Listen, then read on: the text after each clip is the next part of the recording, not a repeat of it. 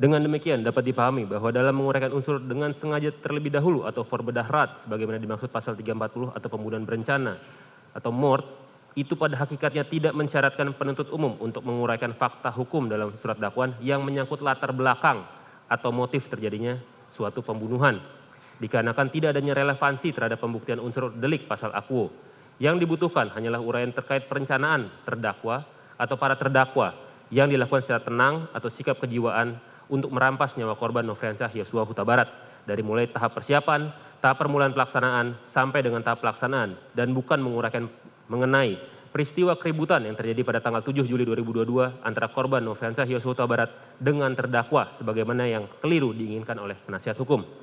Argumentasi ini diperkuat dengan pendapat dari A. Sutomo dalam buku Pedoman Dasar Pembuatan Surat Dakwaan dan Suplemen, cetakan kedua PT Pratnya Pramita Jakarta, menyatakan yang dimaksud dengan uraian lengkap adalah sebagai berikut. Lengkap berarti uraian perbuatan yang didakwakan menjadi bulat, artinya hal-hal yang relevan sesuai dengan unsur-unsur pasal yang bersangkutan, tidak ada yang ketinggalan, tidak ada yang tercecer. Selain itu, perlu menjadi perhatian majelis hakim bahwa nota keberatan penasihat hukum terdakwa yang mengatakan bahwa surat dakwaan penuntut umum tidak jelas sebenarnya telah bertentangan dengan pernyataan dari terdakwa yang notabene-nya adalah klien mereka sendiri.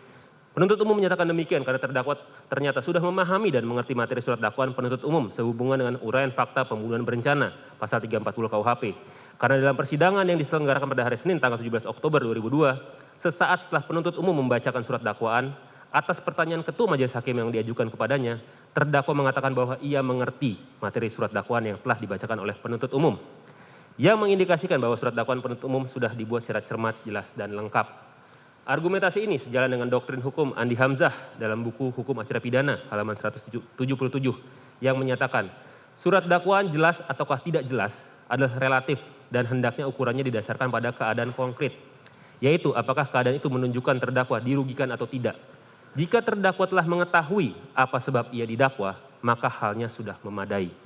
Oleh sebab itu, keadaan di mana terdakwa mengatakan mengerti atau surat dakwaan yang telah dibacakan kepadanya telah sejalan dengan syarat jelas suatu surat dakwaan berdasarkan surat Jaksa Agung Muda Tindak Pidana Umum nomor B607 tanggal 22 November 1993 tentang pembuatan surat dakwaan yang menyatakan bahwa yang dimaksud dengan jelas adalah uraian kejadian atau fakta kejadian yang jelas dalam surat dakwaan, sehingga terdakwa dengan mudah memahami apa yang didakwakan terhadap dirinya dan dapat mempersiapkan pembelaan sebaik-baiknya. 2. Dakwaan jaksa penuntut umum tidak menjelaskan perbuatan terdakwa yang merupakan tindak pidana dan atau mendukung terjadinya tindak pidana yang didakwakan. Vide nota keberatan halaman 15 sampai dengan halaman 18. Dan 3. Dakwaan jaksa penuntut umum tidak cermat, tidak menjelaskan secara jelas dan lengkap perbuatan penyertaan terdakwa. Vide nota keberatan halaman 18 sampai dengan halaman 20. Tanggapan untuk keduanya. Bahwa uraian nota keberatan penasihat hukum adalah keliru dan telah bertentangan dengan doktrin serta jurisprudensi dalam hukum pidana di Indonesia. Berikut adalah doktrin dan jurisprudensi yang digunakan oleh penuntut umum untuk menentukan seseorang dapat dikualifikasikan sebagai medepleger. Pertama, menurut Profesor Andi Sofyan, bahwa adanya kesadaran bersama ini tidak berarti bahwa ada pemufakatan terlebih dahulu. Akan tetapi cukup apabila ada pengertian antara peserta pada saat perbuatan dilakukan dengan tujuan mencapai hasil yang sama. Yang penting ialah harus ada kesengajaan untuk bekerja sama yang sempurna dan erat, dan ditujukan kepada hal yang dilarang oleh undang-undang. Kemudian ada pelaksanaan bersama secara fisik. Pelaksanaan bersama secara fisik cakupannya bukan hanya tertuju pada pelaksanaan unsur delik saja, dan perbuatan para pembuat pelaksana tidak perlu sama. Berdasarkan Hograd 29 Juni 1996, juga menekankan bahwa apabila dua orang secara bersama-sama melakukan suatu perbuatan yang dapat dihukum, sedangkan tiap-tiap pelaku tidak menghasilkan kejahatan itu.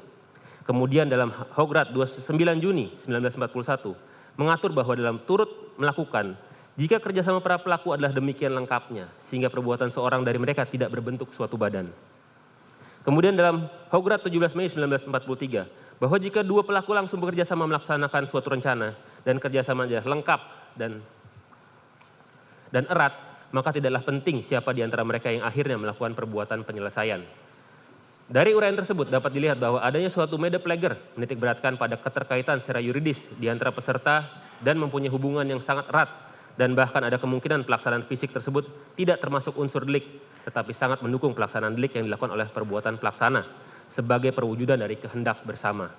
di mana keadaan inilah yang terurai dalam surat dakwaan perihal keterlibatan terdakwa dalam perbuatan perampasan nyawa korban Nofriansyah Yosua Huta Barat yang dilakukan dengan Ferdi Sambo, Sarjana Hukum SIK Magister Hukum, Putri Chandrawati, Ricky Rizal Wibowo, dan Richard Eliezer Pudiang Lumiu. Kemudian, kedua, menurut Profesor Mulyatno dalam bukunya berjudul Hukum Pidana, Delik-delik Penyertaan halaman 43, berpendapat bahwa kerjasama yang erat mungkin ternyata daripada perbuatan masing-masing peserta dan mungkin juga dari keadaan setelah kejahatan. Ulangi, dari keadaan setelah kejahatan dilakukan, umpamanya bahan untuk menentukan adanya kerjasama yang erat atau tidak. Berdasarkan doktrin tersebut, maka digambarkan bahwa kerjasama tidak harus dilakukan secara eksplisit, melainkan juga dapat dilakukan secara implisit. Lebih lanjut, berdasarkan doktrin yang berkembang, maka syarat sebagai mede plager turut serta dapat dilakukan dengan adanya kerjasama secara sadar berupa saling pengertian antar peserta. Saling pengertian antar peserta dan pelaksana kerjasama secara fisik yang tidak hanya ditujukan dalam merumuskan unsur delik dijabarkan dalam surat dakwaan sehubungan dengan peran dari terdakwa, yakni sebagai berikut. Poin pertama, untuk berjaga-jaga dan ikut mendukung pengamanan situasi pada saat di Jakarta, mengajak juga Kuat Ma'ruf yang merupakan orang kepercayaan saksi Ferdi Sambo dan saksi Putri Chandrawati untuk mengurus keperluan rumah di Magelang, dan saksi Ricky Rizal Wibowo merupakan ajudan yang ditugaskan untuk menjaga anak saksi Putri Chandrawati di Magelang, berangkat ke Jakarta dengan menggunakan 2 unit mobil, yakni mobil Lexus LM nomor Pol B1 Mah, di mana saksi Putri Chandrawati meminta Kuat Ma'ruf untuk mengemudikan mobil tersebut ke Jakarta. Poin kedua, Kuat Ma'ruf yang sebelumnya juga sudah mengetahui akan dirampasnya nyawa korban Nofriansyah Yosua Huta Barat dengan kehendaknya sendiri sudah membawa pisau di dalam tas lempangnya yang sewaktu-waktu dapat dipergunakan apabila korban Nofriansyah Yosua Huta Barat melakukan perlawanan. Poin ketiga, Kuat Ma'ruf tanpa disuruh menghidupkan mobil Lexus LM nomor Pol B1 Mah, lalu saksi Putri Chandrawati naik dan duduk di kursi tengah mobil tersebut. Kuat Ma'ruf dan saksi Richard Eliezer Pudiang Lumiu sudah berada di dalam mobil, padahal saksi Ricky Rizal Wibowo dan Kuat Ma'ruf yang seharusnya kembali ke Magelang tetapi saat itu malah turut serta pergi ke rumah dinas Duren 3 nomor 46. Sesampai di rumah Duren 3 ia langsung menutup pintu dan kemudian naik ke lantai 2 untuk menutup pintu balkon meskipun langit masih terang. Kuat Ma'ruf masuk ke dalam rumah melewati garasi menuju pintu dapur yang sebelumnya sudah dibuka oleh Kuat Ma'ruf, langsung menuju kamar utama di lantai 1 diantar oleh Kuat Ma'ruf. Setelah itu Kuat Ma'ruf langsung menutup pintu rumah bagian depan dan naik ke lantai 2 tanpa disuruh langsung menutup pintu balkon. Padahal saat itu kondisi matahari masih dalam keadaan terang benderang. Apalagi tugas untuk menutup pintu tersebut bukan merupakan tugas keseharian dari Kuat Ma'ruf, melainkan tugas tersebut merupakan pekerjaan dari saksi Diryanto sebagai asisten rumah tangga. Poin selanjutnya, bahwa sekitar pukul 17.12, Kuat Ma'ruf yang mengetahui kehendak saksi Ferdi Sambo dengan sigap dan tanggap keluar melalui pintu dapur menuju garasi dan menghampiri saksi Ricky Rizal Wibowo yang berdiri dekat garasi, dekat bak sampah dengan mengatakan, "Om, dipanggil Bapak sama Yosua." Mendengar perkataan tersebut, saksi Ricky Rizal Wibowo menghampiri korban Nofriansyah Yosua Huta Barat yang sedang berada di halaman samping rumah dan memberitahu kepada korban Nofriansyah Yosua Huta Barat bahwa dirinya dipanggil oleh saksi Ferdi Sambo. Kemudian atas penyampaian saksi Ricky Rizal Wibowo menyebabkan korban Nofriansyah Yosua Huta Barat tanpa sedikit pun merasa curiga berjalan masuk ke dalam rumah melewati garasi dan pintu dapur menuju ruang tengah dekat meja makan diikuti dan diawasi terus oleh saksi Ricky Rizal Wibowo dan Kuat Ma'ruf. Poin selanjutnya, Kuat Ma'ruf setelah memanggil saksi Ricky Rizal Wibowo dan korban Nofriansyah Yosua Huta Barat tetap ikut masuk ke dalam rumah mengawal korban Nofriansyah Yosua Huta Barat sampai ke hadapan saksi Ferdi Sambo dan saksi Richard Eliezer Pudiang Lumiu. Saat itu Kuat Ma'ruf masih membawa pisau dalam tas lempangnya untuk berjaga-jaga apabila terjadi perlawanan dari korban Nofriansyah Yosua Huta Barat.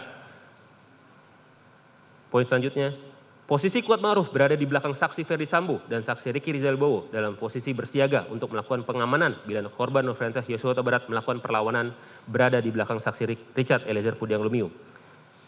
Kuat Ma'ruf menyadari sepenuhnya dan tidak sedikit pun menolak permintaan handphone merek iPhone 13 Pro Max dan uang yang dijanjikan oleh saksi Ferdi Sambo bersama saksi Putri Chandrawati yang merupakan tanda terima kasih atas hadiah karena saksi Ricky Rizal Wibowo, saksi Richard Eliezer Pudiang Lumiu dan Kuat Ma'ruf telah turut terlibat merampas nyawa korban Nofriansyah Yosua Huta Barat. Keberatan poin keempat, dakwaan jaksa penuntut umum tidak cermat di mana unsur tindak pidana didakwakan dalam dakwaan primer dan dakwaan subsidiar adalah sama, sedangkan pasal pidana yang didakwakan berbeda. Video nota keberatan halaman 20 sampai dengan halaman 21.